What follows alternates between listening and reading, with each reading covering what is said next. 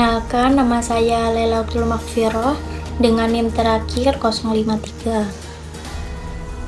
Perkenalkan, nama saya Milona Virgina Chani dengan NIM terakhir 064. Nama saya Yudi Osmawati dengan NIM 085. Nama saya Oktaviana Silvi Ramadhani dengan NIM akhir 087. Perkenalkan, nama saya Silvi Pratiwi dengan NIM 098. Mengidentifikasi permasalahan.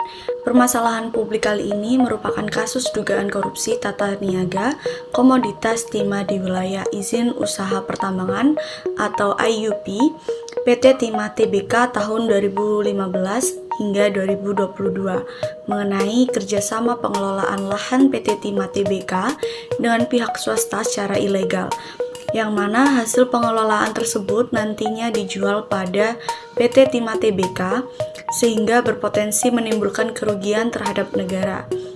Korupsi ini mengakibatkan kerugian negara mencapai 271 triliun yang merupakan perhitungan kerugian ekosistem akibat kerusakan lingkungan di Bangka Belitung. Hal ini dikarenakan para pelaku melakukan eksplorasi tambang timah secara ilegal. Kerugian tersebut juga belum termasuk dengan kerugian keuangan negara. Identifikasi hal-hal yang menjadi penyebab permasalahan. Penyebab awal kasus ini adalah diduga PT Timah Tbk melakukan penambangan ilegal di kawasan Bangka Belitung. Kemudian untuk menutupi kejahatannya, PT Timah Tbk berkomplot dengan sejumlah pihak dan perusahaan untuk melakukan kerjasama fiktif. Di sini terdapat keterlibatan Hervi Muiz selaku perwakilan PT RBT menghubungi Direktur Utama PT Timah Tbk Mokhtar Riza Pahlavi untuk mengajak bekerja sama. Kemudian keduanya sepakat melakukan kerjasama penambangan ilegal yang dibungkus dengan sewa menyewa peralatan pemrosesan timah. Dari sini, Hervi menghubungi beberapa smelter seperti PT SIP, CVVIP, PT SPS, dan PT TIP untuk ikut serta dalam kegiatan tersebut. Keuntungan yang didapat dari penambangan ilegal kemudian diserahkan kembali kepada Hervi dengan dalih untuk pembayaran dana CSR atau Corporate Social Responsibility melalui manajer PT QSA yang tidak lain adalah Helena Lee. Mengidentifikasi kebijakan publik yang dibuat untuk mengatur atau mengatasi kasus permasalahan.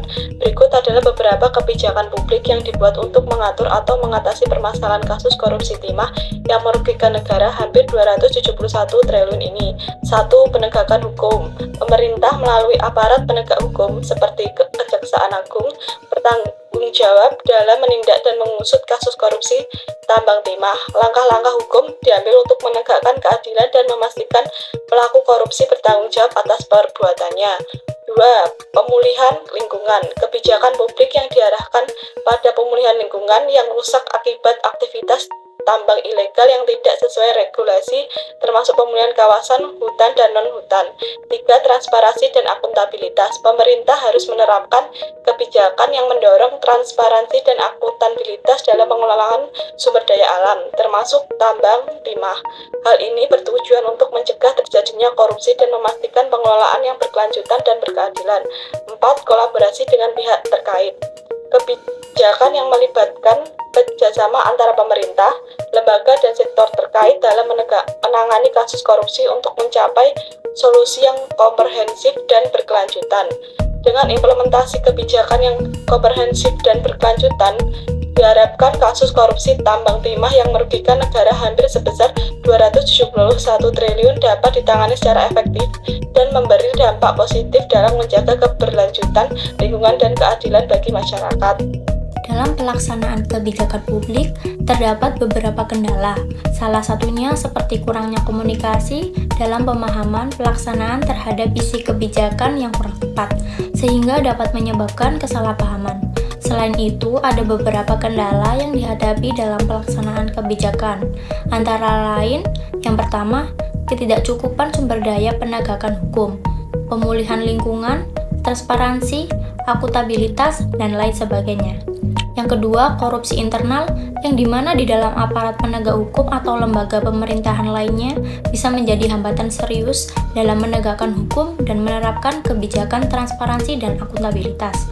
Yang ketiga, tekanan dari pihak-pihak yang terlibat dalam praktik korupsi tambang timah, yang dimana mungkin memiliki kepentingan yang kuat untuk menghalangi upaya pemulihan lingkungan, transparansi, dan akuntabilitas. Yang keempat, kurangnya keterbukaan dan akuntabilitas. Meskipun kebijakan transparansi dan akuntabilitas diterapkan, tetapi jika tidak ada mekanisme yang efektif untuk memantau dan mengevaluasi kebijakan tersebut, kemungkinan masih ada celah untuk penyelewengan dan ketidakberesan. Jadi, untuk mengatasi kendala-kendala tersebut, pemerintah perlu mengambil langkah-langkah yang tegas dan berkelanjutan, seperti memperkuat lembaga-lembaga penegak hukum dan lain sebagainya. Alternatif rekomendasi solusi untuk penyelesaian. Mungkin pemerintah bisa segera menerapkan sistem digitalisasi pada komoditas timah maupun tambang lainnya, karena tata niaga timah di Indonesia belum terdigitalisasi dengan baik seperti batu bara. Dengan adanya digitalisasi tata niaga pada industri timah, maka dapat terlacak setiap proses pembangunan, pengelolaan, hingga penjualan produk. Begitu juga dengan terlacaknya kewajiban pembayaran pajak dan royalti, sehingga dapat menekankan tindakan penyelewangan.